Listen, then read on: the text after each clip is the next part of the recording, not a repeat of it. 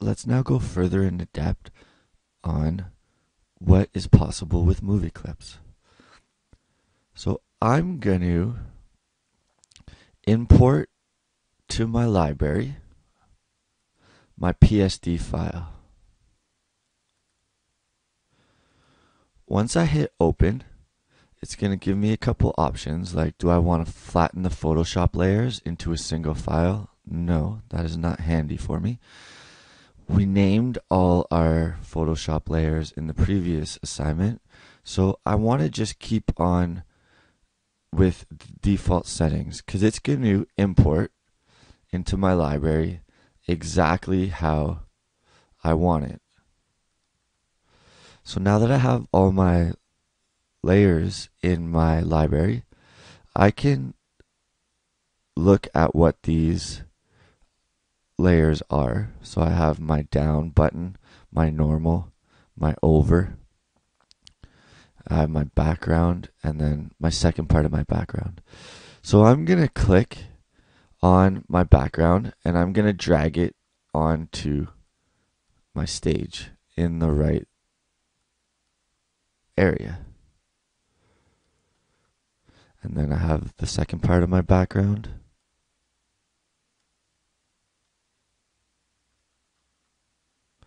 Something like that. So I now have my background of my intro screen on my first layer.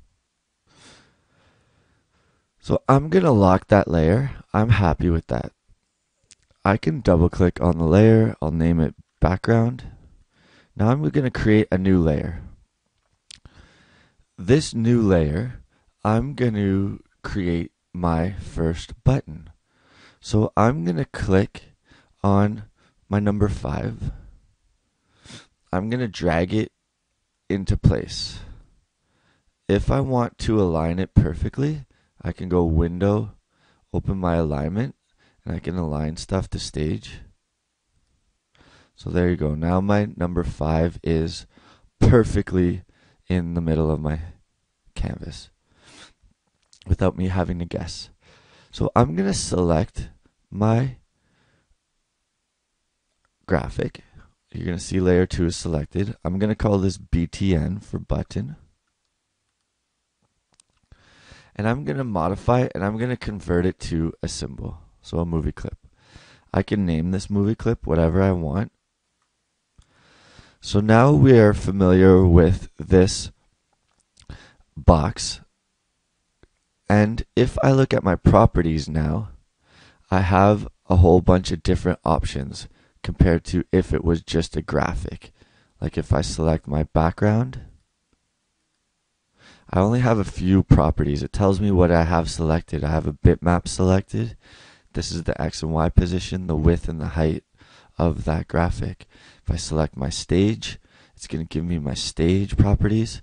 If I select my button, it's going to give me the properties of the movie clip. So at the top, the instance name, this is really important. This is how we're going to be able to communicate with our button. I'm going to name this BTN underscore MC for movie clip. You can name this whatever you want, but it's important to name it something that, that kind of makes sense, because this instance name is really important. So I now have my background and my button. I'm going to create a bit of an animation. I'm going to go to frame 30. I'm going to click once, hold shift and click so that it highlights both layers at frame 30. And now I'm going to right click and go insert frames. So what that did was it just inserted a certain amount of frames for me to create an animation. I'm going to go to my button layer, and at frame 30, I'm going to insert a keyframe. I'm not going to insert frames. I'm not going to remove any. I'm going to insert a keyframe. I don't want a blank keyframe. I want to insert a keyframe. This is going to create an exact replica of the keyframe before it, which is over here. if I go on my properties, these are all the details or the variables that are held within this keyframe. So you're going to ask why I did that. Well, I'm going to go to my first frame. I'm going to select my button, and under color effect, I'm going to toggle open the options. I'm going to go to the drop down, and I'm going to select alpha. I'm going to bring down the alpha of my button to 0. What it just does is it makes it transparent. And you're going to see that at this keyframe, it's not transparent because I created the keyframe before I did that adjustment in the previous one. So this keyframe now is at full opacity. If I look at my color effect alpha, make sure it's at full opacity. So now I have two keyframes. So if I right click anywhere between the two keyframes and I make a classic tween, you're going to see Flash does the math to fade in my button. So if I publish this, if I go Control Test Movie in Flash Player, you're going to see my button is fading in and my animation is looping. This is default in Flash. It goes to frame 30. Once that's finished, it goes back to frame 1 and around, over and over and over again. So I'm just going to close that. And we're going to introduce our first line of code. I'm going to insert a new layer. I'm going to double click on it and I'm going to name it Actions. I can name this whatever I like, but Actions makes the most sense because in Flash, the coding language is called ActionScript. So if I'm going to add code, I might as well name the layer where I'm adding the code appropriately. Again, you can name these whatever you want. It's just best practice. So I'm going to go to frame 30. I'm going to click on it once to highlight the frame, and then I'm going to right click, insert keyframe.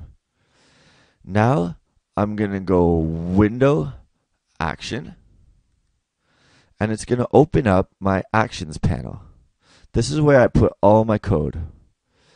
So the first line of code is really basic. We're just going to go stop, bracket, bracket, semicolon. So you're going to see now the stop is in light blue.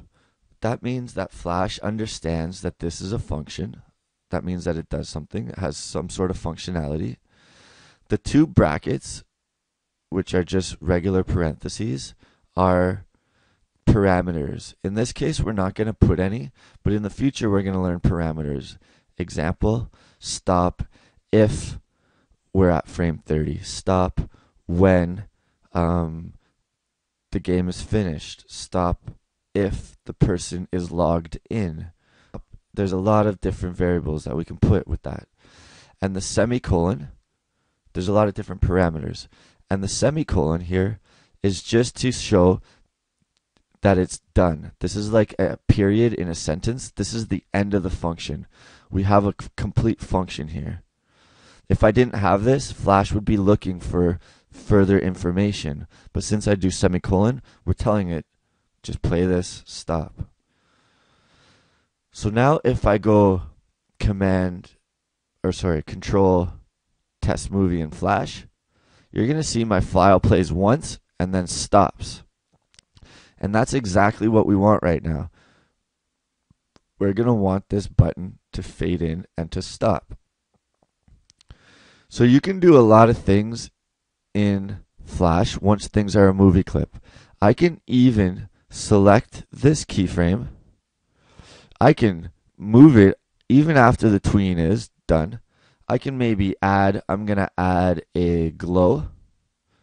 So I can add like a glow to the back of my graphic. So now when I play it, it fades in because this keyframe, I brought down the opacity. It fades in, it goes It drops a little bit, and then I have a red glow. So you can make a button really easy and flash look fresh.